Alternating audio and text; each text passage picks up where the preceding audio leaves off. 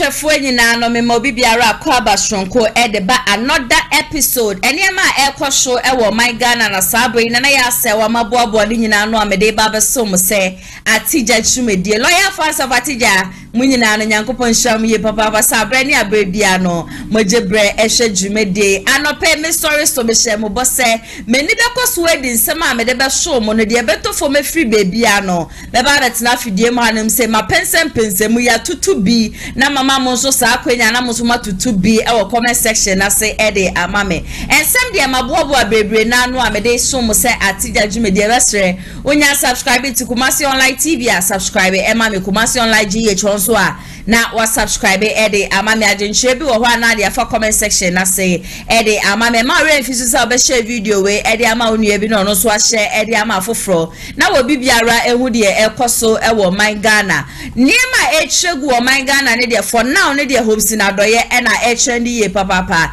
enam ne nsem bi ajasembre bi etwam wo kotena eyi Accra FM ekoka se MPP amanyokuo ne sacrifices ahodro wa ye de ama wo mo na so se sia wo mo pa me ni free party ni mu no wo ma sha se ase wo mo toto ayampia de ma no no so be release secret ba ko bomba ko de beto ho se pai o so share na mo ka se na nado da ko ekufu ado wo ba ba ye na nado president na no se me HOPESON ADORYE ka me humbo ma ka mo visa na nado go betumi ba ba ye president ana anka nya de betumi asi de bia da aye ko grabe no Wednesday ni de na nya sam ke to wo krom hanim sei onwumbre na na ye show ni mu se twetwe ni ye se hwe wo sama wo ke kane de e ya de ache se emwa ye nkra ntino ye pejao ye tebrimu na ye de wakwa kogina abai kukum de wo kogina ho no ma na anu yi a wo no o de aba oh update ahodo na na mama ni ti ase na ya sewa me de aba be so mu ntine nenso no fofra me de ba na busua edemu shonko kra nya asem ketwa so my Ghana be ye pa de MPP abanyoko ne de bo ma disappoint Ghana fo ye papa gidi ahodo na ye wo mumu me se na nado da go egu faro pass anko bi ka kire me se na nado be ba ye se ya me ya se wo metike anka minji ndi de biara da kane no ye nyi no unso bi ka se o onde o free MPP anaso wo ye MPP ni amasa respect aye de masa nipa no enya asem ketwa ne ya ka se obi friend dis ya unso nipa o friend dis de ebusia fancha me but obeye kronfo obeye obi anani hwade obeye obi ase nani so o hye beja shuba bi ba ka se me ye MPP ni a that respect na se obi o ye decent obi obu no na ne upa fa kroma na se hye MPP for kra tade fa bi ebusua dwuma ye de be di wo krom hanum se na nyasem ketwa the table as 10 MPP amanyoku akane na ka ye respect wo mu yo bi ase o mu MPP mu a ye bu ye baba ne unya ka se mu MPP mu na no obi pekra na wo de ne nsechi ko ahwu wasum left and right front and center when ni so cha 360 wi a wetumi aka se de bi mi anam ka se mu MPP mu sisi ade mini MPP party ne mu NDC party no kra ba ya kono NDC party nkwa ebua bemumpo ese MPP amanyoku no na nado ko egu fado menim se MPP political party ne enya ne de na so sane ade na ba yeja wo amkoto aba wo mkoyi no se wo no ene ma megina mu enfema wo ne yenga na fofom kokomoti nkoto aba ma no na wo medi o manga na so no wo ba so 2016 ne de na bibia de na akwa hwo bibia koyi ese ara na ado nie na ado ju tu bo humadei fasa hodro de ye de bi man ye papa na so ye hwe from 2020 besi 2024 na na ko egufaro or the 6 ena adane ye 9 ensam ne de mo amhwe intro yi kakra na mo amani tia sende enya sam keto akwa wo krom ha ne se eja efiada so de ye body ten ye wi ana ndi asole bi wo hon ma ya kope ye hu egum ya brompa ni bi de ama o man Ghana me so o man Ghana ne de be ye minu mienu o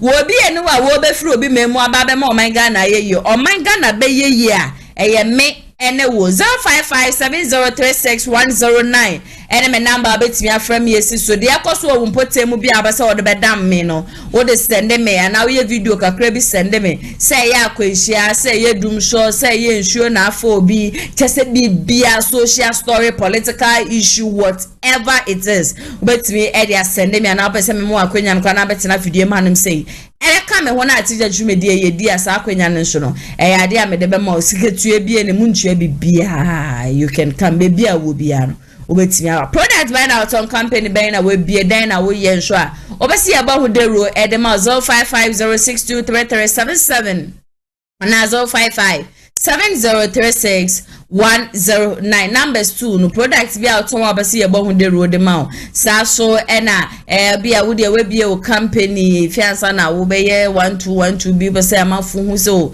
adwuma we ya ba je say amafu be purchase o party a wo de frɛ ye number no wo fra wankasa mu no ade a ebeji wonsem Kumasi online media school so ena sabre wo masamase amede Atigya dwumedie no ebe so mo baby biara mo hwe dwumedie free HOPESON ADORYE ho nsensema ena sabre dia mede ebe so mo enrada menenam TikTok na me hu se one na yere gift ADORYE empress ba kope no ko feel no ko nice no ko beautiful chese wo mo ye life oh na efeke me se ewi asibi na no we be ma no wa hwehwe oba je se bibi to wa brabo mu a wo beta wechi bibi ni ajeso wo be gina wechi wonda ne nechi emfa nchiro de biara da say yesu mu say ye han mu ono wa na ekọ no wa na eba empress gift ADORYE nyankopo ensure ye papa na lecture be edin sem bia ba abonti a lecture ne sem ode aba abonti ne say osi HOPESON ADORYE wo hui wo kama Ghana fo nyina mate say HOPESON na wo ye NDC ni na HOPESON be ye NPP ni na yen sure obi ti say honorable Kennedy Agyapong ade a NPP amanyokuo ne de ye no enimguase a NPP amanyokuo no edigu no ekori echie kwa no tema wontumi be ka say honorable Kennedy Agyapong ewu awudu akoso wo mamu nyina no honorable Kennedy Agyapong hu bom mu bi aside that kwa no wo mo de 10 cents eba abonten ena okasado do no mu ade not to say na so still na there is no way honorable Kennedy Agyapong aba abonten aba begu NPP fo ani mase ye sure obi so to say po afokwa de NPP amanyokuo ni die di no ye sure obi to say kwa Agyapong de NPP amanyokuo die di no na so still na wo mu gusua e de NPP echi kwa Agyapong mpo de baby biara ba omi abetu bia no na wono so watiem ba omi atu no watiem na so de NPP party ne de aye wo mo no anka wo mo so beka so de NPP de aye wo mo nti no wo mo twu wo mo ho de free party ne mu na so anya de a wo mo nyina wo ma ye sa de biara da wo mo ne ye nkrofo bi a chese party no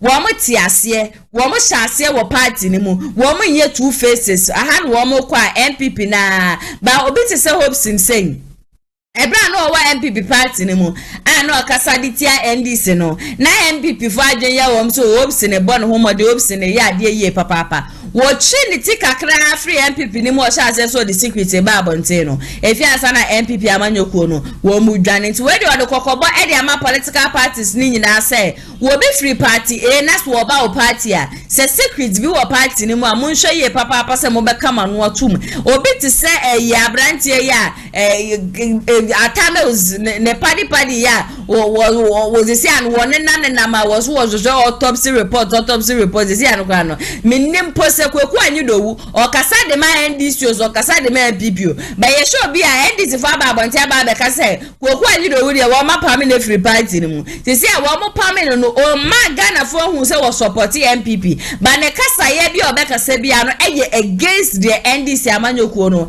eye nti obi ti say kweku anyi dowu say me yas wo me de ne ye mfanto ho say NPP amanyokuo no enhwe ne yie ma wo mani nji bebre say anya hwe kra no wo kasa de ma wo mo ni ade ebedu mbre bia wo mo so ade a chese ekoso wo party ni mu entwa yie no kweku anyi dowu hwe besa ba abonten na wo ba be prosem edi egu honom yie papa wo say political parties ne de sa two face for the free eba bb ko no mo hwe wo mo hu so yie papa enti sa secret ne ade e be ba abonten na muhia enye asam ketwa wo krom hanim se kame ho ne yanko na yegotie no so mra sesia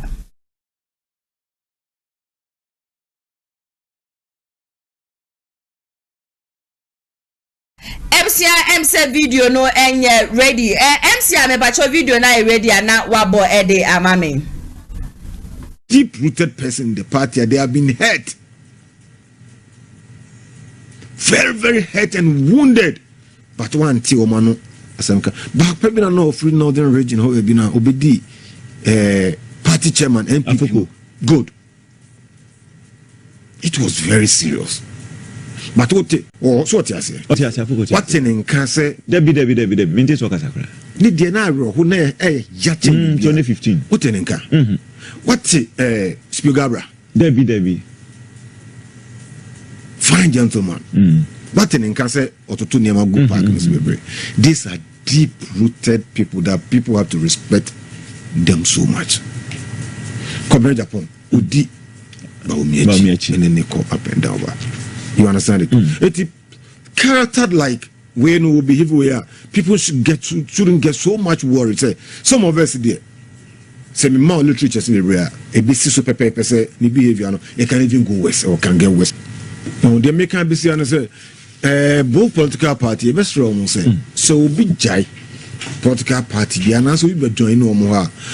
Try. I don't want to use the word indoctrination, but try no one take the principles of the party no as ye and some many positions. And yes sir. Hey, obi a what the political party no asi ye pa no so jahe firi mu kra na me na ne kan yo wo se sa aware no betena se ya nyantoko a wo kan na nko wagya bi oba papa a wo ja aware no ndi be ma na tem odwum Yesu Kristo papa wo se Mary afa furu na no fi se nye wo no wo so plan na okukuo mu se nko be ja okukuo bon kan de kra na esi efie bebremu ntokotimi si aware mbata ade kropa na wo ho no panipa no mokatre no so nka nchire because metumi na esi asam no so it catch almost say this is advice I'm giving to both political parties.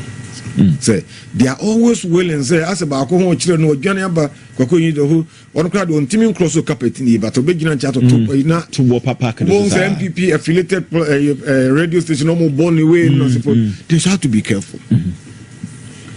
They have to be careful because people know two faces. The other face is there, the other one is there. I say, what the akra kwa aware say. And as me can parables in about side of it. What the akra kwa aware say. Oh, two homes. Papa na obe ware foforo na dia akra na ba no. Se honya wonu se obetima san ko ma me ho. Say any parent behavior is different from obia oni baby biako. One be na AC no. I'll come to HOPESON there no. Every political party be of the whole world, even religion is built on secrecy. Religion is built on secrecy. Roman sorry, Methodist, Presby, one more sorry, na sipogina. There are some issues be a mabontene. Bank, association, organization, they are certain that you be a mabontene. So if you don't have somebody that you trust so much, not a person will run in a circle no more. These are the like of things that you are likely to see. It in the behavior because he is not a deep-rooted person in the party. You're a deep-rooted person in the party, and they have been hurt. Very, very hurt and wounded. But one Tiomano, but catch the political party for say how they welcome from both divides. How they welcome. Sorry, so me use you kremu. Ukom kremu mo. One also a sakra be kremu ni den hono ma be imam da. So benya kremu ni be busa na obeka chiro. So also your Pentecost elder. We Methodist bishop. Now come. Now nyehwe and knows my be kremu ni. Omo tuba babane. Kwabaya uzu billahi mina setan brother bismillahir rahmanir rahim wa be ni nyina wie ne. Achechi almost be imam. They will never give by Christianity. You see, that's what the political parties do, which is wrong. Wow. They have to take their time. What television? It you know say, who political party? Now your political party. No, be join them. Other so denounce any other political affiliation. No, be join them. How do you manage that person? What we normally see is say, so we be join them. If pluralism no name doors into buy na quite say Christo near will be see na sebi no come or conform no about join ni sorry we one here buy the following day no about in conjeni and I say be that be that ABC some come from ba aya omo route no to say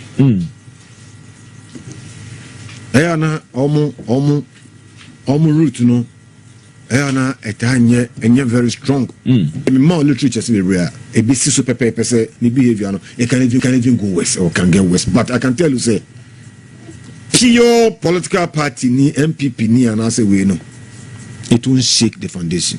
Now say like a doc what the can say there are certain and nyema bi wo ho e wo party ni mu a and enye party nkwan na na ewom asori mu organization mu bibia nyema bi omu a akoye asem a akoye kokomu asem ni kwan se ba bonten na sankrofo ni bi wura mu a na so mu de nsem ne ba bonten a etimi ha party no na se etimi ha party na die entimi shake the foundation of the party. That is what the messenger see you rakofo sore no ka nsem bia it can shake and can collapse the party. Trana ku for the sore no ka nsem bi said the agwe mu kwa it can shake and collapse the party. I can go on and go on and go and go and go on. Say NDC, we have some guys in there when they get up and speak. Na senka bibi timi shake we ya. Enka the NDC guy in Everness Kokonyo who air cano. Kasenka shake you up. And trim vote ba kokon fi NDC. No proper pure NDC near the Kokonyo who cano. Was so do kind to meja NDC by MPP. Research be no show that. Now Emma among for 3 million mude Emma mo mu dada no mu feel is oh come on yes say I say as so be ashem kombi o sorry no yes sorry na you sometimes it doesn't add anything up to it. So this is not now we can come to the substance of whatever he said. If it merits what is happening to him. Okay. Yeah, but about home now. So me just the background say the course we mo na say for mo no. And should I have been baby? Said no. Said yes, you can trace your phone. Mba mo dimrika so ye du dia kututu bone ya ye. So man mo tri mo nyamu de ba mo tri ye na se mo dinu mo kongo no. We mo de ye na me be ebet mesi bebre. Okay. Ebet mesi bebre. Alright. Ebesi bebre. We bet me ja kan say we obanyo ba ofra ware. Enya at the papa but and said the status quo of the this and there, but catch the political party for say how they welcome. Lecture no ene yakwa akotie na ba watch say NPP amanyoko ni NDC amanyoko ndie futuo kase ene ode be ma mo say we be free political party bu mu na oba ma mu mbie ne ma so mfanche ne sambe mema ne positions akase ne ade na mo ye ne sa na dakro wo free party ni mu security bia wo mu bia no ya ade a wo de be ba abonten ebi ni ho na bukere Japan de ara me de ye mfanto ho ye hwe before ansana November 4th election no ba so then NPP amanyoko woman can amfa honorable Kere Japan ho enkofo honorable Kere Japan ankasa kwaye sacrifice sabua obi ti say ya ma me ya ukopie mu okasho member of parliament hawa Kumasi ni tie ni nyina asa me amete ha media bi then na ma me ya mbeka ni gwaso sem ben na one beka die ngu honorable Kere Japan ni mase na hwe komu say na honorable Kere Japan kwa no 2020 ne pickups ni ade a wode ma me we so wonje mfanya campaign na besi last year no ma me ne famu ba kokra no enfa nkoma honorable Kennedy Japan na nyina no egusu egu ne garage na so aka wo be yi enim te kra say dia wo support ba wo mi a you had the right to support whoever candidate you wanted but na nya ne kwan so say wo mo be ba abonte be ba be bie mu ho say wo bia ehu say yes me dem support ba wo mi a na embedidi obi a wabua wo pay debia meka na mekoso akasa 2024 election NPP amanyoko ni nipa ba kwa wo mu hia ne ye papa honorable Kennedy Japan enti sa ahomaso kasa kankan na amafo bi kan na honorable Kennedy Japan ya wana on support NPP bioma wo pa won ko bekra wo free party ni mu no mu hu ne say before November 4th abato ne bekoso na Ghana for dodo na na tie honorable Kennedy Japan echi even till now so honorable Kennedy Japan kasa wo trinity aba as independent candidate ebusia trust me say NPP amanyoko NDC amanyoko any anan kodo chairman tenkwa ne nyankopɔ wan fafia sa third parties ni na no wo munyina wo bia ba report na honorable Kennedy Japan aba ba president but ye hwede wo mu de di ni nyina echi na Ogusua wo do shonko ogusua do party no say o me de MPP party no de enya de a me free mu MPP party no de mekosoa wom but I was so much happy say anya hwe no right after the election about me to me kopie mu na kache chia no ko congratulate no ko celebrate fa che ne ade nyina no e de free honorable Kennedy Japan we sans we hu ni say Honorable Kene Japan Nankasan okra members but one maka we chene bushia one problem abrante yo wo metre chema wuntu me one of the biggest problem papa in this abrante no Sashanti region kwan wo mu lose a lot of member of parliament seats. This should tell you people say regional chairman were fairly woefully so wo mu to me lose a lot of seats and then MPP amanyoko no mu we djuma ye papa because for chairman want to me to become regional chairman here. There was a lot of work to be done in NPP party anymore. So whoever I think say Ananta Kuminso now our NPP party anymore and no free mo join Alan or join Alan a lot of things are nonsense fata even there bawomia eko UPSA eko kan nsema wo ba ye to obama na wo be ye ne ade abusia me share messages ne ade a sa denta kumino wo posti wo Alan Kojo Sherman movement for change party mu edidi atema wo didi Dr. Mahamudu Bawumia na from nowhere sa branch ya kro na ye friend adanta kumino wasaka asemia na me join movement for change me free movement for change na masako back to MPP party ni mu wo kwa ye nso no ensema ensem fata ena sabre no wasade ye free movement for change mu dia kwa MPP party ni mu nti we krampo no enya disua de emfam obi biara sem whoever leaves a political party to join the another emamu nkase wo kasa ditia wenti ayam de ebia na nne ena wo kasa de eti ono ebia adechi a wangasa wumu no eno bekasa edi etia amafu bebre na kasa opsin adoye ase kasa ne na ya doso attack ne na ya doso ani se de ebi party ne ye na ye ne ya wono so tenase dwe ho sacrifices a waye de ama wo mo anka na no ntumi nya hwe han se wo mo mra megure ni mase enti ndi ono so beka the any so worker and this thing is I know that this is not the first time hosting ADORYE akasa there were lots of member of parliament wo mo shwa kasa nsem ni bi nanu adaba akubi osiane won de ghetto sa wo krom hanumi na baby akronfo ni ade nyina wo no onim wo mo na samie wuku ani expert sa anya hwe no ahe be grab ne samie wuku is working freely na nadu da kwekufo ado all die he is working freely na fia ba ne say na we do obekan ya ene de masom chiche na enu adan bi fansa na ye ba be HOPESON ADORYE free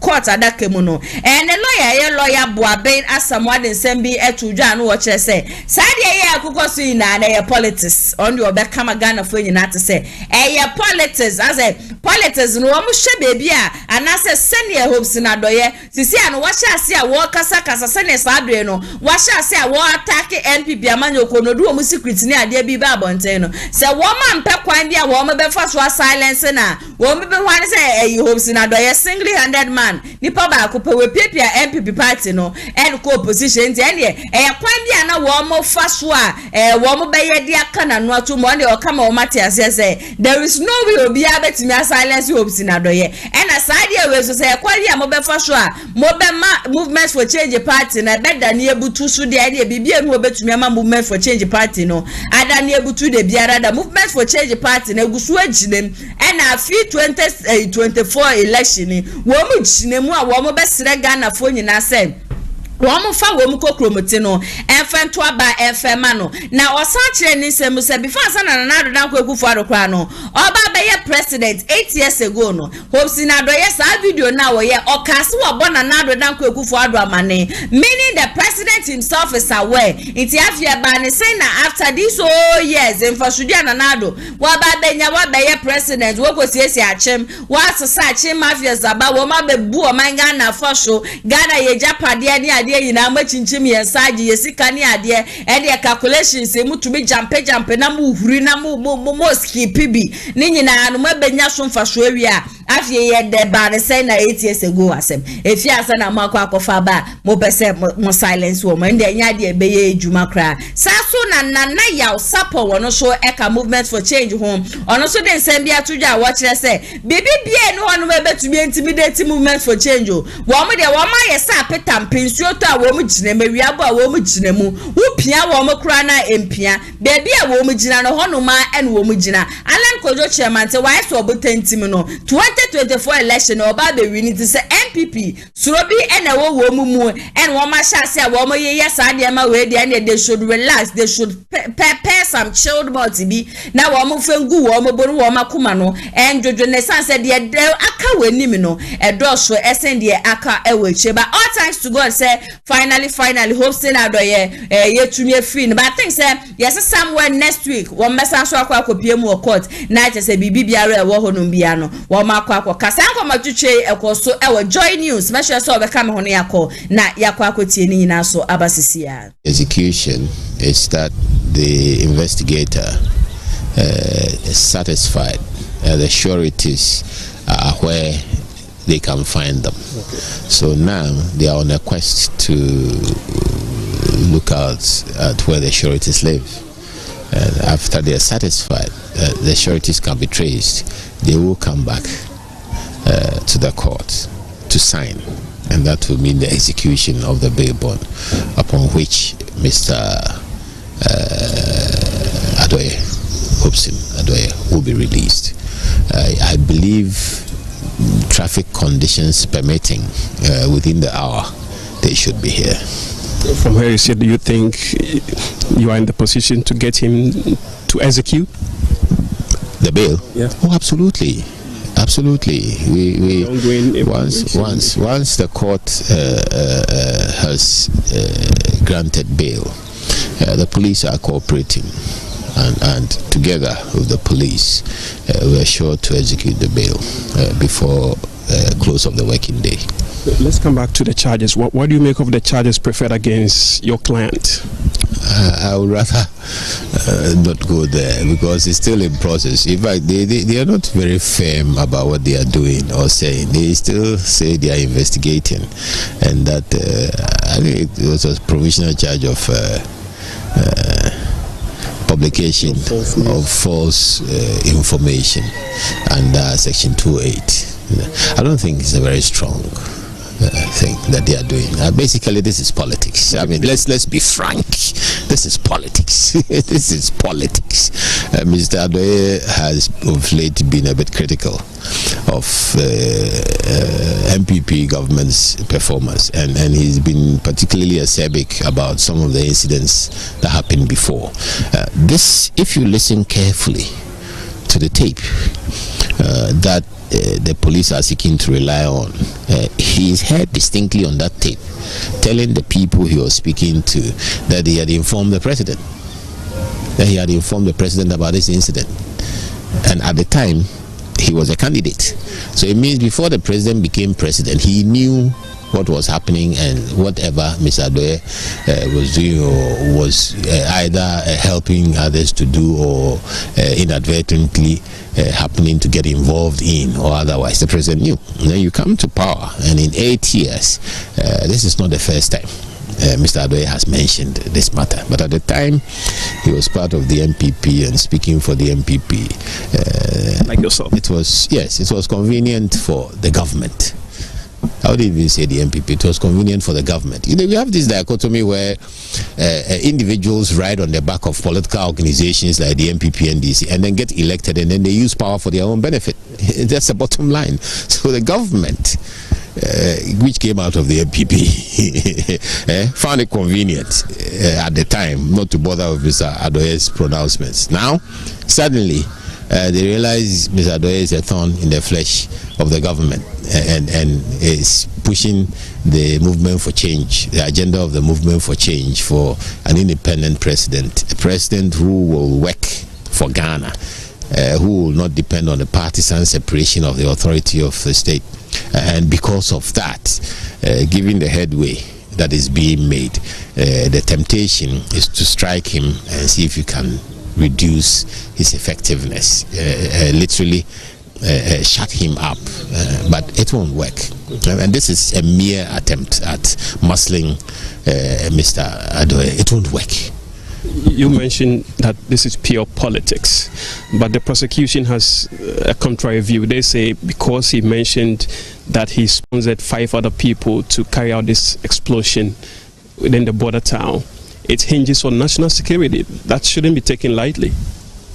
The prosecution shouldn't be taken heavily. you rather be taken lightly. This is not the first time this matter has come up. And when you have a police prosecution and you are told before you come to court by the police that they are waiting for instructions from above before they conclude their investigations, then you realize that it is politics. That's what I'm saying. What national security thing is there about what they said happened in Togo, and it's been going on since 2016? What is supposed to have happened in 2016? They didn't realize for the past 8 years that national security was threatened. When Mr. ADORYE was speaking for the government of the MPP, they didn't realize that he was threatening national security. So when did they realize that Mr. ADORYE was a threat to national security? After he became a member of the Movement for Change? When did he become a threat? The incident that happened in 2016 has become a threat to national security now. Is that what the prosecution is saying? Because it's a joke. Because it's gone public. It is a joke. It's been public all this while. Let's not waste our time on these baby political things. It's appalling. It's pitiful to try and muscle the movement for change through this process. It can't stop anybody. This is not a banana republic. This is a democracy. This is not acceptable anymore. That partisanship based on which Mr. ADORYE has been attacked is not acceptable anymore, because somebody sitting in the government of the MPP, somebody in government believes that HOPESON ADORYE's current posture is a threat to the survival of that government, and therefore he must be attacked. It is only in the interest of the government, and it's not even in the interest of the MPP. This doesn't inure to the benefit of the members of the larger party. It only inures to the benefit of a few people within government who are benefiting from the authority and power that the party has given them. So it's politics, but it won't stop the movement for change. I have been aware. And I told you, he said he told the president, didn't he? So why are you now asking me to evaluate? He said. Yes. We have no means of But they also say he said something on air. That's why they are attacking him. You want to believe what he said on air, but you don't want to believe what he said he told the president? You want to pick and choose what you want to believe? It's a charade. It's not my business to evaluate Mr. ADORYE. It's my business to look at where this is leading Ghana. It's leading us nowhere. You can't pick and choose victims and use power against those victims because they are politically not aligned with you. You can't do politically motivated things in the name of national security and create the impression somebody is a threat to national security when all along you've been with that person and you know that you knew, and over 8 years, all of a sudden, the person becomes a threat to national security because you don't want to know him anymore. That is not my business. Your campaign train has been very busy crisscrossing the country. How is this matter going to impact or derail the train, if you like? You want it derailed? I don't want it derailed. I'm only asking. It will be derailed. Your question? He's a key member of. He's a key member of your movement. Yesterday he was invited. We were in Accra. Today he's gotten bail. We're moving on. We are doing our own thing. Well, why are you thinking derailment? Derailment means that the government succeeds. Mr. ADORYE is arrested, so the entire movement for change comes crashing down. The entire alliance for revolutionary change comes crashing down. Don't forget, movement for change is part of an alliance. This is a broad range of interests who are coming together to change the political system, to break the duopoly down, this dominant duopoly of 32 years, so that we make headway in terms of what we choose to do with Ghana's future as a people. So it's bigger than an individual. It's a movement. It's a social movement. It's bigger than one person. But a lot of individuals come together and are working together to contribute to the success of the process for changing the political paradigm we have in Ghana at the moment. So the Alliance for Revolutionary Change is on course. The movement for change, which is led by Mr. Chematin within the alliance, and indeed Mr. Chematin is the presidential candidate of the alliance, is on course to change the politics of this country. In some few seconds ago, you mentioned what I want to call some excesses of the regime. Is that why you left the party to begin with? Let's not go back to that. Okay, thank you. That's history. I'm not interested in what happened with the party before and why I left and all that. That's history. Everybody knows why I left. Many have also pointed out this very arrest of HOPESON ADORYE is a diversionary tactic to, as it were, divert issues that are happening in the country as we speak. Do you share the same sentiment? It's the truth. What's happening with the SNET divestitures, what's happening with the SML, publication of the full SML report, are things that the government really wants to run away from. And the belief is that this will divert public attention. It's what is called a dead cat in journalism. I'm sure you guys are aware of what a dead cat is. When you float something funny and then it diverts everybody from, by the time we all come back to it, then this will not be news anymore. So it is a diversion. What is going down is dirty. The SML report is bad, it's dirty. The SNET situation is bad, it's dirty. And the government wants to move away from those things with sensationalism. Arrest HOPESON ADORYE, everybody is talking about it. After 1 week, everybody would have forgotten the debt in the SML, the debt in SNET. Right, so let's play the very latest on this matter. Let me bring in Nana Yao Sapong. He's a member of the Movement for Change and he joins us via Zoom. Nana Yao, good afternoon and welcome. So is Mr. HOPESON ADORYE free now in terms of meeting his bail condition? Has he met all the conditions set in? Thank you very much, my brother, and good afternoon to your viewers and your all Ghanaians across the world who are actually watching. And yes, as it stands, Mr. HOPESON ADORYE has been able to meet the bail conditions. As you may know or you're aware, the bail condition had to do with two sureties plus a 20,000 Ghana cedis justified. Right. Yes, and then we've been able to meet all of those conditions as it stands now. And we thank God for it.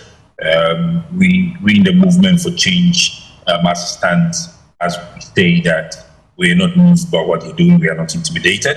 Of course, we know that whatever is happening is politically motivated, and we are steadfast. We stand as Ghanaians.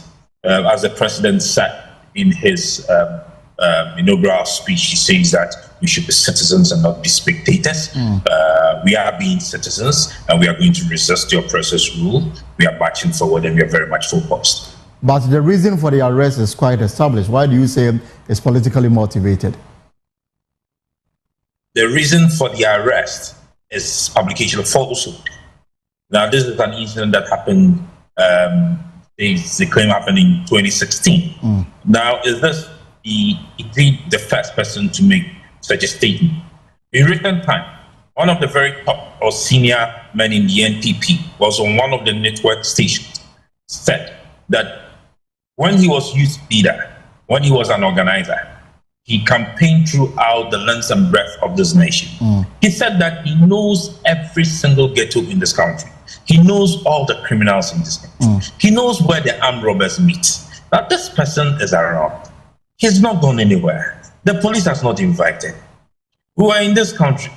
Somebody made a claim on one of the stations. I think I'm told he currently works with Ghana Gas. He said that the late Evans Jonathan Mills, His Excellency, was murdered.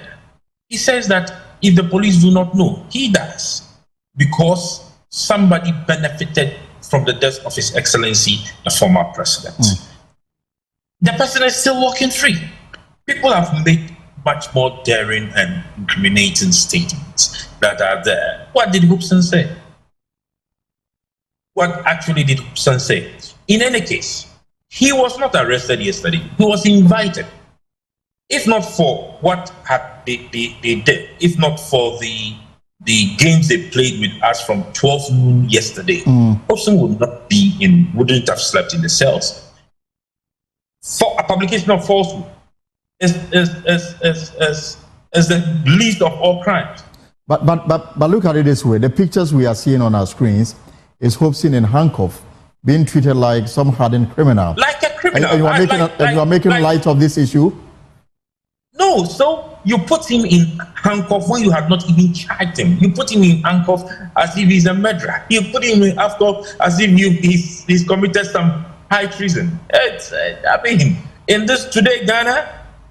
today's Ghana, where we have a certain president who is a human rights lawyer, They've not been fair to HOPESON ADORYE. They've not been fair to Movement for Change. And we see this as a tactical way of intimidating us, but we don't mind. We are not intimidated, not at all. Not when we have come this far, and not when Ghanaians are ready to change the geopolitics, not when Ghanaians are ready to accept the great transformational plan instead of the normal and usual manifesto promises, not when the Ghanaians are ready to bring on board somebody as president who can have an impact, a positive impact to changing the economy. The cedi is $1 to a cedi is about 15 cedis, 35 pesos. That is what we should be arresting, and not somebody who has sat on radio to make a claim that you cannot even establish. Yes, Nana, just a quick question here. So the movement says that they want to break this duopoly between the MPP and the NDC. They want to come out as refined politicians who are after the interests and the betterment of the Ghanaian people, and of course the development. And that is what we are doing. The development of the country. But comments like these, comments that has landed HOPESON ADORYE in trouble. I mean, you can't classify these comments as comments that we should consider from a group that is seeking to deviate from the policies that we've been used to. What you are failing to understand is that HOPESON was telling a story of yesterday. HOPESON was telling a story when he was uncircumcised. HOPESON was telling a story when he was unchristian. Now he's a born-again Christian. And so he's telling us that yesterday. So he's confessing yesterday, this is what he did. He was telling us a story that yesterday this is what occurred. And as a change being as he is, he's moving forward and he's repented. That is my understanding. That is how I saw it. I mean, listening to the tape, he was telling a story. And so if I come to you and I'm telling you that when I was Mr. A, this is what we did, and because I am Mr. B, my leader does. I mean, even in that conversation, you will notice that that was when he made a statement that he was asked to take off the siren on his car, and he didn't want to take it off. But the leader called him and said that, listen, this is not how we're going to go about things. This is the new era. We are preaching to Ghanaians that we are new. We are preaching to Ghanaians that we are bringing something more positive, and we should be more focused. Take it off. They said we should apply. We have applied. It's not responded. Reapply. We would play the game by the rules. I mean, we are law-abiding citizens. Alain Tremontin is a fine gentleman. You know. I mean, you've been in the media space for some time now. You know he's a fine gentleman. You know that he will not allow his followers to do not to do things that are not unlawful. You know he will not allow that. And he's one politician who can hit his chest to say that he's incorrupt. And one politician who can hit his chest to say that he has never been negative towards anybody. And so does it in any way affect the movement in terms of your plans and programs going forward? Knowing very well that he may have to be back in court? Not, I'll not even let you know, not at all. We are focused. We are focused. We are in high spirit. We are moving forward. We are the movement for change. We are bringing a change to Ghanaians, and Ghanaians are ready. They are accepting our change, and that is what is shocking some people. I mean, I think that some people least expected us to get to the extent we have gotten to. I am thinking that they anticipated that by now the movement for change would have been empty. But every single day we increase in numbers. Every single day we increase in strategy. Every single day they see Ghanaians accepting us, and they see us winning, and that is what they are scared of. They are running away from the truth, from their shadows, and they think they can intimidate us. No, not at all. We are moving. We are going. The train is on, and we, as we speak, our leader has been invited to meet the Association of Ghana Industries. He is going to present to them his plan and what he has for the industrial Ghana, and what he has in plan to move Ghana forward. Right, so we are very much. My final question: so when are you doing in court, and it hopes him ready to defend his charges in court? The lawyers are handling that. He was granted bail. Movement for Change Party in India. Woman say HOPESON ADORYE chia ye chain no kwan bia wo mo fa so a chese wo mo de be intimidate movement for change party no but such na amachi HOPESON ADORYE no there is nothing that can stop wo mo de wo mo ti wo ma said hey obutanti me bia wo mo tim no ho no ma na wo mo tim e bo hia yes next week o me kwa kopie mu court na ya sewa me ni be ko so edi sansem wo nyina echi de beto fom bia na me sam betena fidie manum sei na me de ho asansam nyina no aba be som ye gusua ejina HOPESON ADORYE ho nsensem mu na HOPESON ADORYE so de wo kopie mu e wo Captain Smart show so e wo Onia TV na ntwetwe wo mo twetwe nkomo na mu e na Captain Smart ebisa ne se ye hwe no afafanto movement na wo mani suade hunu ene den na wo mo pese wo mo ye no so o eno penny question apese o hu ene ma men kan kire mu ye ni suade hunu nyina ne se ye NPP amanyoko no wo masi fe wiewie wo man Ghana no ya bese ye ba ne ye beju wo man Ghana firi nko ashumu na amuwo mu no ya bese ye ba ne ye bebiebie ndwuma ya bese ye ba ne ye ma menu ma wo mo ton ade nyina ne ye be ma wo mo sika do mo botom ye ha ya bese ye ba na wo na wo mo krade firi obi memu ba wo man Ghana no ye beboa wo mo nyina no wo man Ghana bibia no etumi ekoso wo man Ghana nyankopon boy ya wendi ya brogo diamond boxers oyo bibia nyankopon de maye na so mpenifo da no abrode be ya hye wo mo tirimu mente no wo man Ghana sika nyina no wo mo nya wo mo girlfriends no wo mo mpena nom en wo mo yire nom wo ma langadwa ne ade nyina ye sesa wo mo nyina de kogu obi memu wo ma kwa koju wo mani adwuma de wo ma biebie bi wo bi memu ye papa efie ne ade nyina no wo ma to wo ho no mo yale a wo mu tu fa no wo kopie mu obi memu wo ma kwa kwaja yare sa na ye hye ye my Ghana ne mu dia na achese wo ma nkasa ne gidi a ye fe ne gidi no wo mu ni e wo bibie mu wo se Alan Kojo chairman te wo be onya pepe ne se wo be president of Ghana enye na asem 19 mu honom before asana na adodan ko ekufu adokra wo ba be trinity ba niema bi e na chesa every time bia no na stopping but this time ne de bibia de da na kwan so bibia de da na kwan ma wo ma ye ever ready say wo me ba be lead wo say na no sisumi na shumpo say MPP amanyoku na adwen ya wo mo sese na bibi tu Alan Kojo chairman ten eno ti ala na ntumi e man be gina Ghana for nto na show about on December 7th dia wo kama wo nyina ati asese dia wo matiti ene wo mo bua kra se ala ni mpo ni ho no mai wo mo obi fufuro obesi na name na sa ni ba fufuro no kra susu osi na name a wo no HOPESON ADORYE ankasa no obesi na name na news nso a esekoleti se ena MPP amanyoko na kopa ala nchao na so wo mo sere no wo bra back to MPP party no HOPESON se no kra bi ene sansem ni mu na Alan Kojo chairman ten shukwa de MPP party no anko ne wakochina no wakochinechi wo no de movement for change alliance no wo mu chinemu wo ma yesa petampe no mesi 2024 movement for change say no gaba wo mo obi akwayo no baga wire just wo mu hu obi a wo mo ba no ma be pam NPP any NDC every amanyoku ni mu yenkwa ne ekwatie ensema HOPESON ADORYE any Captain Smart erigu ho no no emra sesia mo campaign nankasa kosen campaign de enam de kankan ne say bibia da na kwan mu ana on say yeah no it's not a political party and you know your structure no completely different from what the politicians are doing. Okay. What do you movement? Movement. And a movement so no say everybody is participating. Enti biama go na kwan mu. I just say bibia ekoso. Only say ye ma bonti ma me dede. Na ebrenu bedru ho no. Obohu se ne ebesi akwafa.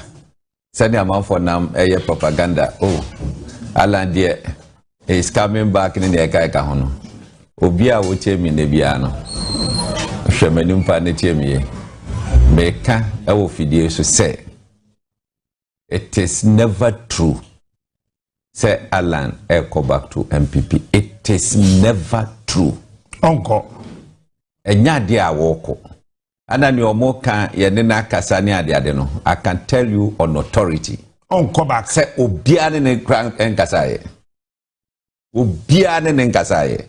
Let alone say go back. And then there ain't happen. Alan afafranto movement no solid. But no system na so. se ebia ala ho mfa no kra na se wontimi nkwa ye benye obi amanako ya nya obi a me wo ho beko papa some be come back to MPP dear. No way. Can I ask you a very funny but tricky question? Ask me. Kwakwa Indoho is an aware, you also an aware. Kwakwa Indoho only MP NDC aye basa. What's only MPP aye basa. Afena Ewes ni hulu kwa says on Kofiana. There say Kwakwa Indoho dear, or no, the party or woman of base, aye, aware community in a base. Okay. So, at one another idea, aye different. Na uba MPP mwa, enye enda, senka se ewe kita ye position no grabia na baba ku bi pe na baba fam o pate aban yi na check anya hwe ewe sa ye wo ayi mu no ye boy homodin ba o ye boy homodin ba enso check it. How many aways are in this government? Okay, let me check. Regional Minister Nkaho you the regional minister ubenya pere okuje to no grow ye deputy CEO Obenya Kofi Jamesi CEO Bui Dam Authority na wanya Pius CEO we mo amboy na CEO the only minister is Peter Mau eti wo se nipa 5 year maboy me obi wo baby na ma modini ana I think say enwani so on that no never compare others eti esanete enye ayi die but me emre bia na meka okay it will be eti mo ankasa afrafanto for the den simoni so ye niso ye si ye niso ni se ye be Ghana ye be magana for ho atom look Alan Chemantin Osiso unim say Alan Chemantin ya presidential ambition long before say Akufo-Addo Krebenya that ambition. Alan Chemantin was to contest 1996 primaries. Nanka wadi party nanim. And that time is also no nanka obe winning so. And impeding ne kasaya what it edai. Eti the vision for the country from that time. Ewo honum. Hwe obehwa 1994 Ebra Times magazine in US. Hwe the millennium leaders. You see the whole world. 100 people bit my influence the world. Alan was the only person from Africa. The 100 people know me, you know. Hwe John F. Kennedy Mone akwa whisker baby what they saying. US guy Trump. Debbie. What they was it?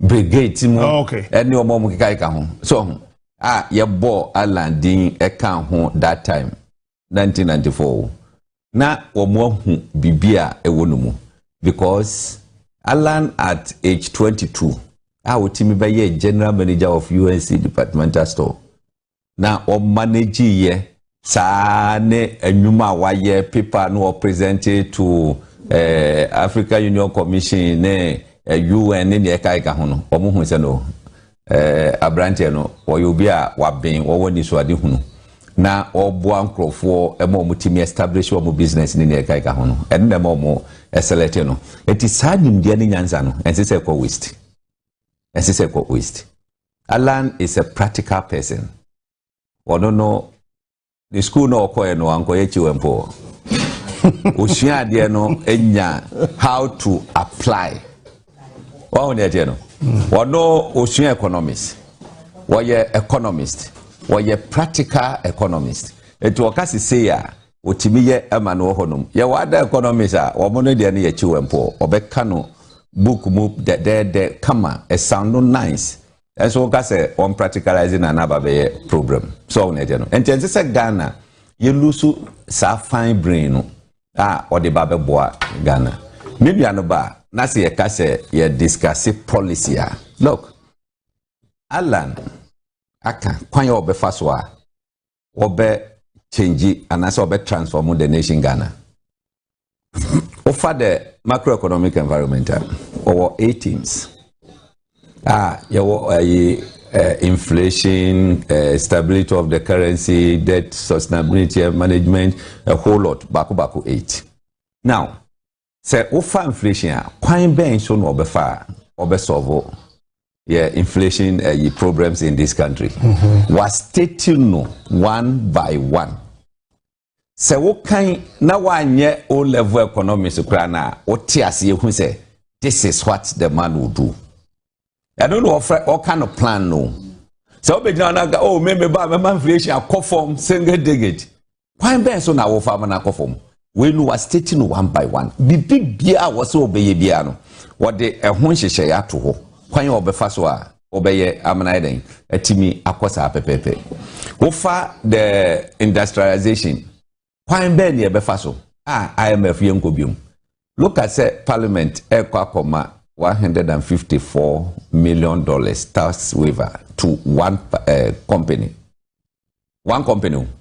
Tax waiver demand $154 million. Yes, and you referring. More yes, I didn't in it, you know. Ghana and so airport for Bob Bosia $150 million. What you know? Oh, Bob Bosia $150 million. We see, oh, Parliament Mumrana Moma Meyi. Companies who be or Hodomwa, ne you can say any taxes will be to Yamagana buying. $154 million. What's what they no channel? What the channel? What's Uncle Bobby say? A Jumana or Yano, Sikana or Yan so they call the chromo. I mean, does it make sense? Yes, a woho say tax waiver, a genuine tina, as I say, yet be. Now, to the ye point is say, okay, essence ye pesi bimu, ye industrializing the country, you know. Let us give them incentives. Ebe show mon crime. Amo much me ayedin, ayeduma. $154 million. Huge. Huge. Because obetima kwa mono nisa okwa pay $150 million loan. Now would the same amount or more at the che will be okrom ha. Now there is something wrong with us. I don't think Alan say oba or no. Or one year kakra like offer industrial salt, offer garment and testers, offer cassava industrial starch, na offer petrochemical any hunyamanyama. Sadi we no emu baako bia no ama ekrabiti mama $10 billion a year. Ade bia na the whole IMF ya the conditionalities ahye yekono saying $3 billion. As offer government and testers alone, a bit mama $10 billion a year. Now we are not doing this. Yawo in China wa hase free, afi no masha ase or muye. Ese yetimi biem. US for ehia nchene sen bibia. Europe baby as snow to tonyina. Apart from that, industries are who do be brave so ehia nchene. I don't know my near a ready market. Yet yetimi nya ho hwe. Se wofa ye can say starch. Even companies here, Guinness Lumone, ye ABC money at the idea of ye BA. Or more starch prefer money. I have a beer would dear ye basic beer. Be beer would de banchi beer to beer, banchine. Me fear ye could be Anna memo be a bremy banchi beer, Bename de Yadia.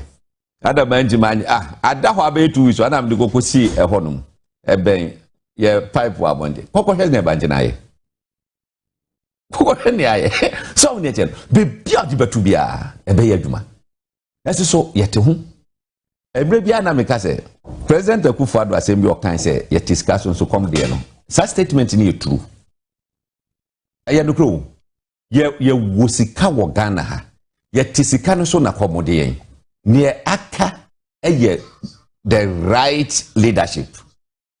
I'll bet on for this money. Am I? And you go to one as go. So it is all first time you're winning now. Bako. Now what leader? Chese, what kita that leadership skills now? I tell you, say we are good to go.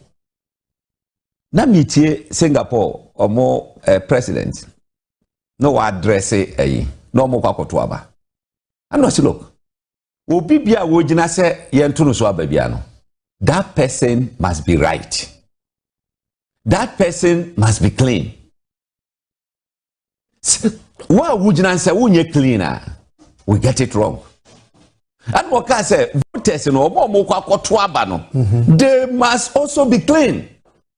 To know say grofo ekwakoto abama we sadie we or truthful we or your dada for we and a genuine person. No what to oto ne say ye nya no correct. Okay. In that statement, and what can I say? Reputation is temporary, but character is permanent.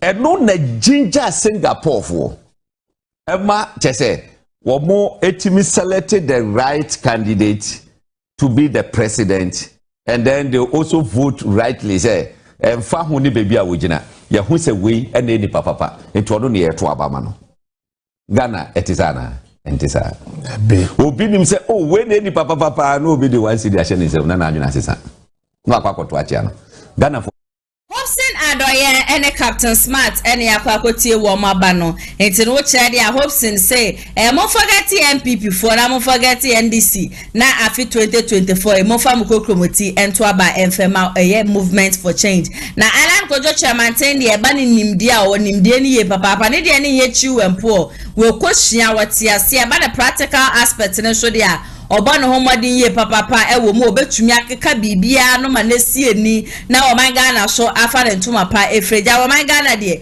ye deda ye nyina ene se bibia bekoso tote e de ama esika beba krom hanum sei fu woni ade ina no sorry ebo de beba fom na bibia bededa na akwaje se de be ya ye kwa adwuma ye kwa ne ye ba nyina ne ye sanso ebetumi akoya no na ye hwe se ne afi we election year na NPP amanyo kuro no wo mo kire ye so yanto aba fama wo mo na yeto aba ne ma wo mo ba bibia beda ne boko bibia beda na akwan so NDC for so e ka the same thing, movement for change e ka the same thing.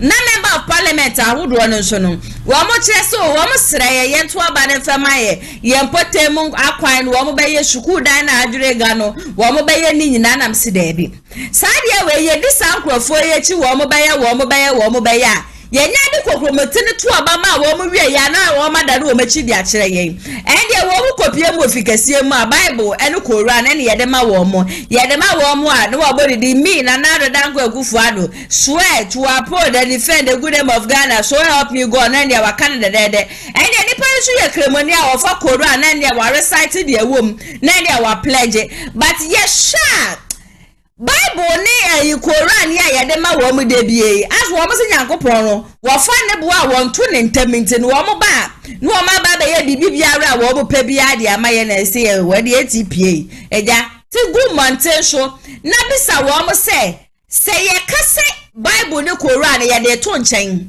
na sisi an wo bia wo peso wo be president wo bia wo peso wo be member of parliament ye fa ne nkwantoa Nukuro munshua na se nukuro mobosuma ye de na kwa kogina honom kosua ye de apim fom like be hwe hwehwe bi nsa de egu fom ni ade na wagina honom mbom na wadi nsa kantam se me ba betne kunwe so me be ye member of parliament me ba be ye president se me di o man Ghana sika bia mikuro mobosum nyame mikuro munshua ye me say we ye me say eyade e bebo ada se emwa na amafo interesting response a wo me de aba abontirem sia me ni keke yanko na yenkotie bi emrasesia mama nim wakasampa abibifuo enzo Nyankopon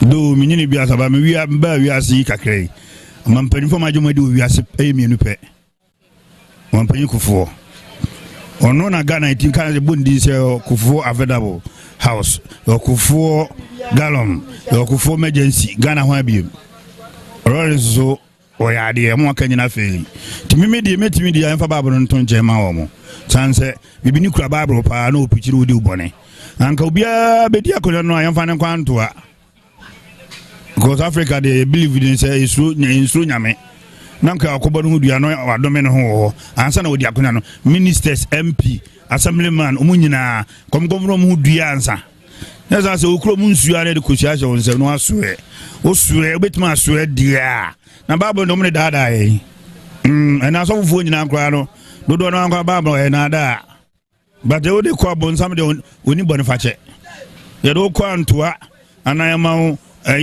sina bra uguna asoe a do be bia na aka ko obi be di MP a oni kapre na nsape no ayi na yetimemfo na ye bre obi to nsu ani nsu bo aye den MPT Land Cruiser 4x4 mu de kwa tutukura no a oni ntiamo mo nsu na muro mu nuane hwese dodo betima de MP a amama ye nsu timemfo de ho atoyen omampanyi anakufuaro obejira ofa babo su nyame apanese no bo de anto na su nkonya na ketua obeye MP a ansa na bebejira parliament no wabo hu dia so bedu de MP na behwe utu abra babu nya ketua wantu abra babu nya ketua ndi se timemfo nya na mbe ya adwen de a nkemo mo nsu nefa babo no ntonje gozo bibini de babu di bone anto ne ro kujira ho no buru hunu ya no bidi akonya no so beto se obedi nukura over to you.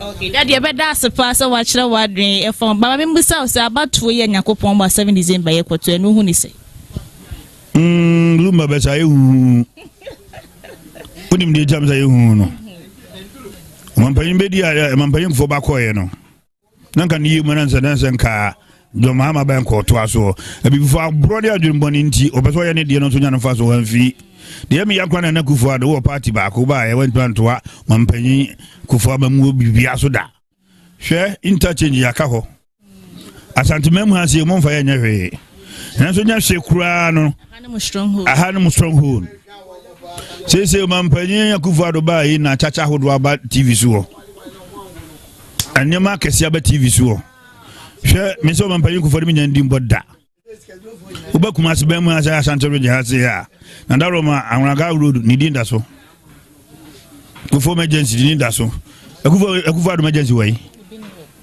oba de no aye ni krom no develop no pa wansa ukrom so nkase yesai timi de Ghana hande se sa ko fama bayin kufu ba de be environmental so wi ani asie no se sa frɛ Lawrence bay no be ya on so fa kata me be boy na kufu ado ne krofo de mama kwada no what the president what the assemblyman anyi he was a president be ready yenso yagimi ntebesa akose yekoto ama no na obesisie na utuku amiense bewa me de Ghana fo nya be ma dwen pa de a impin pa front aba ma no sanse de ku voado wa mo ai na president am wa vice de be dey yempin pa foforo a onso wonim die ne ntra ne hwese obetima bo o man ya ne de na chi nya party sem no ne mpe different person ne enso ne hwe ebe na bi papa bi woni mo de abo o man anu mo mbebo dance e party bi na mwa dunia ba Ghana fo nya me aso America ho minta party bi ba me ma sem ne say yen try ni pa foforo ne hwe onso dim dia wodi tibi say nyansa ni ba ko fo tibi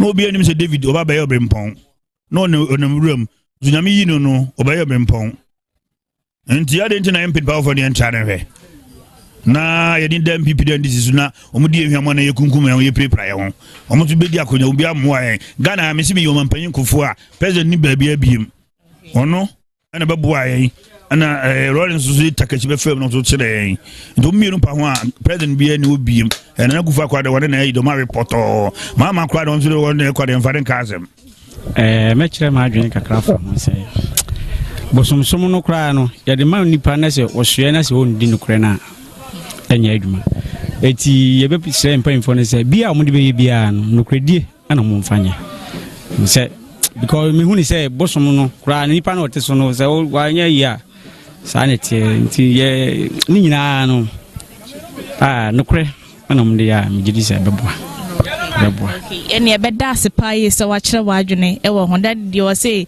Bible na se Bible ne de so kra na wa ndi nokre na the same thing the bosom no man ni pa na mfa no kredia the same thing na eti ye be sere ni nyina no de obesue bia no mfa no kre ene nye emaye ande nke yo mama sa ho na akonya ho sa se de okay ene te ye pese ye kire maji se ye kire maji next timi ko akire nko de mpanifo no beji atuma maye mpanifo de na do ne mahama mo bia beji atuma maye so mo so mo betina kunya so no mo di no kura nko ade mo beji atuma maye me de kamisu senka yenkosuo mu antoa ne nsu akese yense se omu nyina nkoguo ye beto aba no kra yenkoto no ho asem entimi mmam ntira Ebe la Messi Jimmy D. Oh, Jimmy D.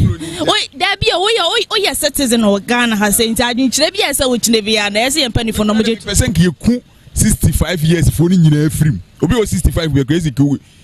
Your man who can't keep cool munina. To me be one a bit me 65 munina, 9 young cry away. There's a man again. Me has had not about to a diabo. Kenyan is a and akunya me massa. Betima pasa. But the betima papa. And I won't Minjini. Oh, it didn't a betima. No, international pay. And I may buy Bosha Michelle and a man is on Capana. And no, the income and image. Some of them said, Pensenka, you will 2 me 65 years in me. Obi 60, 7 mamio, me papo, me cool munina, Yamima seconds, Sakwasima to me. Fire the open seconds. It be 60 years for you now. We are seeing now as a Ghana have a bit to obey. Africa Hano, whatever a Ghana. Senyami Makunya, seconds. Set me my seconds, a power Majawa Kunyana, Makunyana. Meku 55 to Air Quasam will be a friend as Naka and young boys. Okay, every brother is watching that. Can the manage Jehovah? What is Jehovah? Okay, yeah. Oh my God, I bet my phone into my pay because I'm penny for your move. Kuya, must say, oh, mine. Almost I yelling so. Omunado, obey money be obewu, obey yale, obewu, ebenenamha. And no correct. Bible no Quran, no dear. As in Uncle Fonaboa or check and Sanoato. Say the baby for a count. Maybe any effect you can try. I know the baby because me kasa me perfect. But me ni pantamono. So what I say, any pana so na humo my name so ye. No say problem. No credit ni ho. Me tell say me di no krama also di no krama. Ukotu se nipa me no to no se na damfo ni abusa wo se na damfo no no. Busa ne say na wo so wa damfo ne me.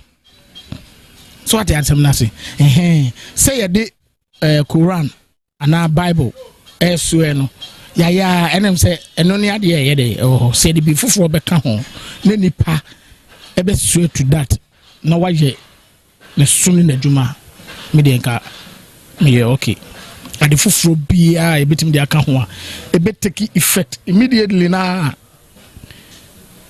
oko office na ujuma die no when did you know not take effect but eno no kura no obi o ha o say wadi aduru waye we nti menye sure nemom with immediate effect o call office na dia o promise ye we ni went me anya okay what you say o say you free sir because unim ade e bechin unim say program what said say eneme ba ha ana meboa nti say light kra ni ho na meye bibia mentally to me na like to ho chame kwako esi metomatale meye we ana meboa se sa de bia no manye na de cha no pam se ye dum light na munye ready say ana meboa nti bibi sa no pa with immediate effect no me yi na firo na foforo aba de wo ba no behu say ade we amedia to mu say me ntimi aye beyi me because Quran and Bible no okofa anto anso na ma yobu ho bodu eduanya no and something automatic say you find it there be ti me de economy de meet me akakakra me de madwen kire ne say ene ye mpanifo na take advantage a omo de bugana for kwasea ni na ne say omo fa Bible no wi omo nim say nyame de onye omo hwe be hu ne say omo de antoa ana abosoma kese ye wo man mu de suya omo nim say be ku omo because Bible dey be jaja omuti kuma mu wia no de omo ma ne omo abusuafo adase next time omo be dey akunyo no omo be ka no kra kire Ghana fo because ye hu say mpanifo no omo moaye omo betena so 8 years omo be ko omo sa Ghana sika nyina ti ye mo omo fa Bible no ne Quran no to nchen no omo fa ya tetesem no ensuye na omo de suye wi a omo be ka no kre no omo be di no kra magana medam ase omo adwe kire ne se kaduabo no mom ye nke do mo ko antoa anase do mko nsuo so no mo atwa na nhwia bonu akese ye se obu bedi akonya na bohye bi ombehye bi ano ombedi nya sa de ombu ye kwase ya e se duabo de anko mo mabodua na de a ko mbedi so be nam se Bible de o de hye nyankopon fa de bo nto ne ntem enti de ompe no mo ye omafu no anya hwe no mbu ye kwase ya Ghana sikai dia no mudie omma e bi ni ene ye ba no ma hwe ahokyere wom ye wa ahokyere mu pa isi aban bi obeba bi ene obetima boye pese omo MPP ni ndi shi aban yan ke yi omu nyina firi sokora ye pa aban fofora ono obetima bodua bodua se adie ya mebe meye wanya ndi e de nsuo ni obika ye wo se president and as minister ne fuadoa ne wo se ye no wo ba bo se ne fuadoa no ote yim hwim no wo ba ne wo se yes ye du abon na ye na adwuma no sabebepe because mesoso me besen ka ndi sini MPP nyina yi mu furo mu mienu nyina mu ya akoromfo hunamu anase ye ni so no mu ye hu ne se omo ya atamfo ba omu nyina akohia parliament omu chase Kennedy de ho no ye omu nyina se be hi omu aiso mu bodua ansa wo ye MP kura bodua samreman bodua ansana nki ya to aba ma wo mu ana mo mu hyehyɛ no omu dwumadi omu di nchi ye adwen se yakura ya nto aba biem adom ba sala na tifie di efufu omu su ni mfaso obi amaye adwen kyerɛ ne sɛ ɛyɛ Bible any Korea na omode ehye omu nsem no enye se bohye de eyi ye kan sense na wudi but omu hu ne se enye omu bibia enye omu hwe nti de omu pe na omu beye but nyankopon asem ye no correct say de obeka o kan tam a eye adwuma even wabra bomu ne wonana nkanso anom so ne ade nyina because Bible ma yete ase se ye nananom ye bone ama ye nya nsunsuaso wo so nti no se ye de bibia hye wonsem na se wendi no kre wo ho waso na wendi no kre wo ho de ya nti no ye de bosom hye ne nsem no wendi no kre wendi no kre nti ya no de religion there is different from true and false and ye nka bibia nti dia omde ye na omo fa no anye bai no nipa no se enye omo nyina na ndi no kre bi di no kre e wa adwuma omo yimu ebi nso ndi no kre by majority by 80% no ene ndi no kre e ma nipa oman no eno ne asem no wede nice question pa no abusa me no because we pa me boys na tenase adwene ho a because we Arab country na omo mfa Bible ne ayi na ye so se omu kro no omo koso enti ka ebe ya nka ma adwene de nke ebe se omu kusua no ne ensa ene snap ne boso ne de so enti se bia ofuma enipa asuma si ami bedi se bia family linkin ya mi bedi akunyan ti se enti se me linkin si ase ade amode shami se bia fitem nyina me na bedi so na se mo de Bible be shami se ma me Bible na mu enipa na atwere na metim de ato ba bi aye de meye ba mo de ade ne be shami se na se bia me ka se mudi kosua ne snap ne bosom be flefla ntoane ade na metima ma bibia ya re min twantro min yese bi ko min se me fuma bosom no bekume ba Bible nso de me fuma Nyankopon de so o fa ne bo nto ne ntem enti je nche be che ansana aisi te me sremo me pese ke di snap ni kosua ne bosom no ene de ya adwuma ise yi Bible ni ayi nyina afiri ho na de kosua ne bosom na ya adwuma so ma adwen kire kakra ho no Ebusia na chese nkrofo adwenkyere no ene yakwa akoti abanti adwenkyere ahura amafo de man na ne se ende yenyi Bible ni koru asem ne kran fanto nchen na ende wo mo ba besua ina se ende antoanya man ye de nakwa akogina ho se ende nsuo bia ne kuro mu bosom ne de nakwa akogina ho nom na ende wa kantam se me bana se bosha amehye Ghana fo nyina no mendi so ama mefundua wo ba ye na wendi so na ade be chene ne fo ai se ban kasade ne yade a ebetumi aboa wo man Ghana ye papa agasa kata hye ne proye sika kankan ya mpanifo wo mu di ye sika wo mu wia bosha hodura wo mu hye one district one factory na so na one district one factory no adane boachi be di hospital ba kumpo no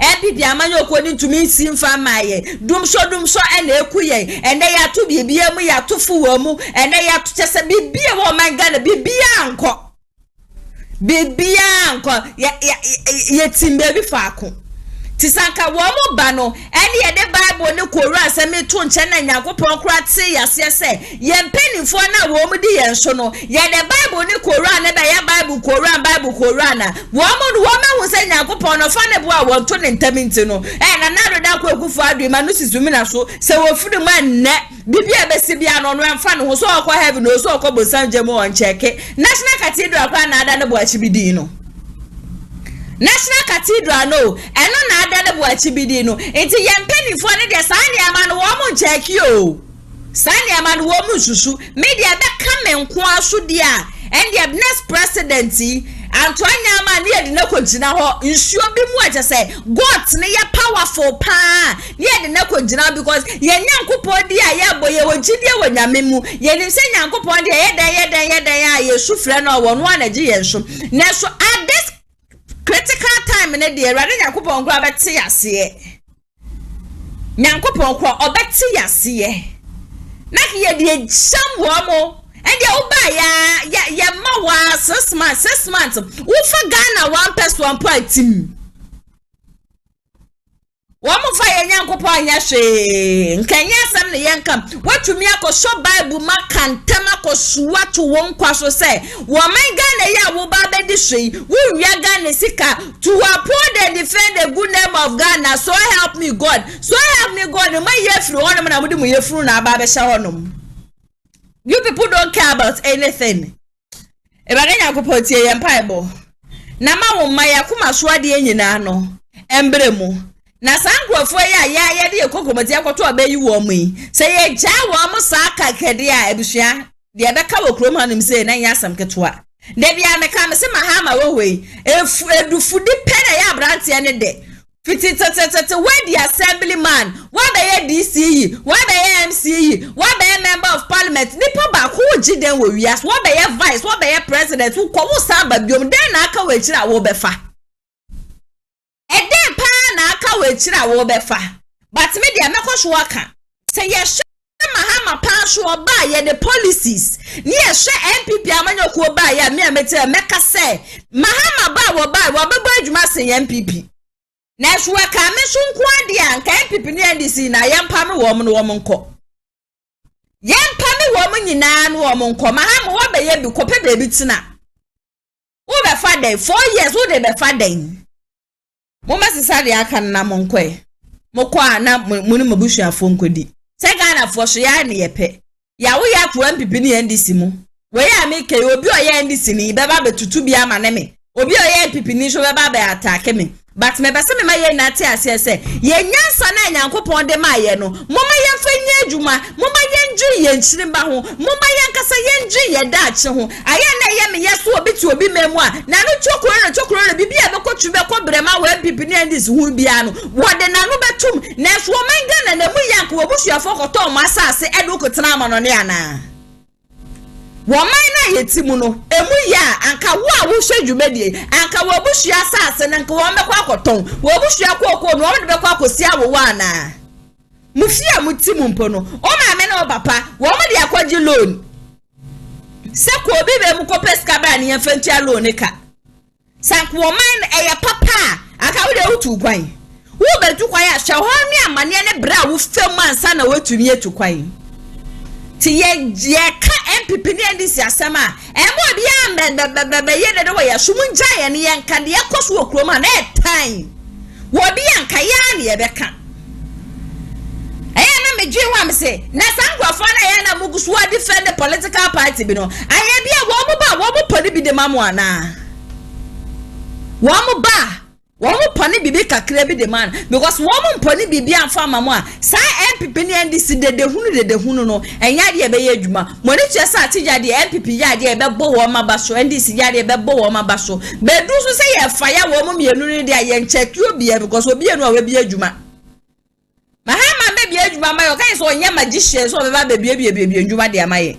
na na do ka che se ono wan suma ye se ye nto aba mfama no I for sure na dan mo be sisi ha no na mo be bia no o ka kire wo hin ni mo ase wo hin na o pente mo nko bia no tinkawe wo soa ino na ke ye de anto anyama ye de nsuo bia mo kire ne de ade ekeka ho nyina no ye de gya ne kwan anka sasem nko wetumi aka kye ya na anka de ekosu wo mo betumi abie wo ma no aka kire ya na ebusia ma me fa me nsem ni nyina no enfensi hanom se maka kyem sem sole so ya me kwa asori akwa mpa ye na ye all night an ye fie da du se ne dia na agese boja ye kobom gidi me fire ne dia se fada sayara mtutu bi de mane wo mo lawyer fast of Atigya dwumadie nyankopo ensha mu ina ye papa se ne nso no ma be ka me ho edi dwumadie ina ba agentwe bi obi a wo bia no on fa comment section na say emfa emame umpote mu so de ekoso honum bi a entwa ye no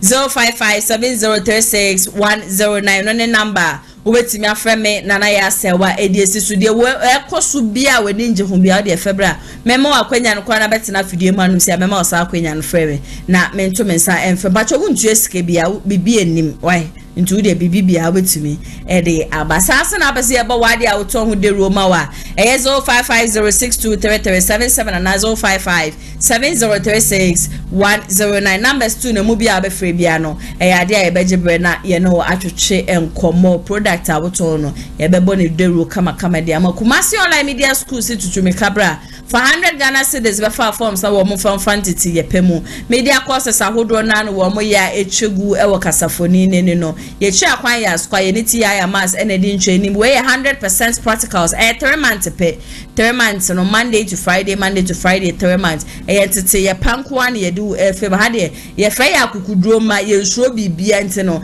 baby biara ye do betina bia na ye kasa ye camera show nsa ye kasa edit video a ubetwa ne yopo e de ama wo mo mesi we wunya ne baby a wono amko 2 years ne 3 years de bia me kasa wasting of time we waste wadaje but bra I had the practicals nko afeze do rust studio the camera show inside it na ye show niema eniso umpe we na pene 0550623377 and 0557036109 any number betumi afresh company for no esi so who ya wedding engagement birthday program bia no ubetumi atonsa e de afre be ba be stream program no Eddie, I'm live on Facebook and also on YouTube. That starts there. Yeah, barrier when it comes to Kumasi Online TV. Baby Biara will be assisting regions. Baby, I will fray ya de beba. Na ya baby child program no Eddie. I'm kama 0550623377 and the number betimi afrayen is so about Pako Joma no and it's na MC Ahonom Eddie Mame Sansona Eric Junior edit video way Eddie Mame. Mr. Daniel Yabua men no executive producer Nyankopon Inshami CEO Papa and I also our Jebreshe Jumedi so Nyankopon ensure ye papa dia mete so ane na ya Serwaa dia better for me free baby and me ba better fidie mu hanem say na me ho nsensem nyina so aba be so have a wonderful day e be san so edition bye bye